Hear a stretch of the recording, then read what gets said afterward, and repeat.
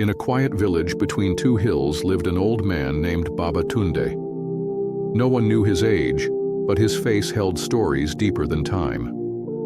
Children whispered that he could talk to birds and summon rain, but Babatunde only smiled, his eyes calm and kind.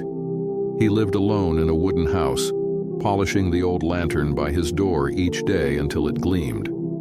Though he wasn't a farmer, trader, or teacher, each evening he sat under the big Iroko tree, sharing stories that made children laugh, and even the stern village chief smile.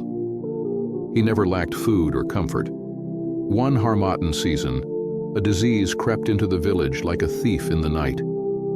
It started with fevers, then coughs, and then the silence of breathless sleep. People fell ill, fear gripped the air, and homes became prisons. But Babatunde did not hide. Each morning, he would light his lantern and visit the sick, bringing them herbs, hot porridge, and words that were warmer than fire. He sat with crying children and fetched water for the dying. Villagers feared for him. "He's too old," they murmured. But each day the lantern still glowed. Yet every day the lantern glowed. The village nurse Amina watched him with awe.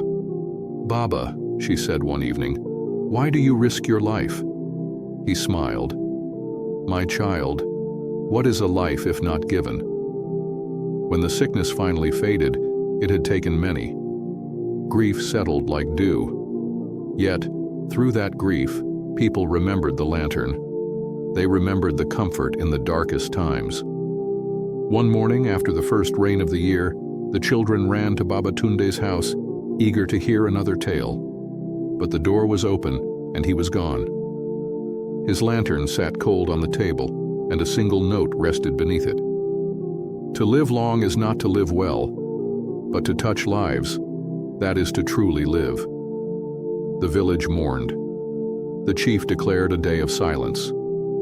But then something strange happened. One boy, Ayo, picked up the lantern. "I will carry it," he said. And so he did. He visited the lonely and helped the sick, telling stories like Babatunde once did. Years passed. Ayo became a teacher, then a leader.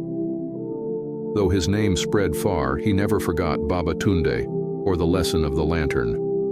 We live through love, not time.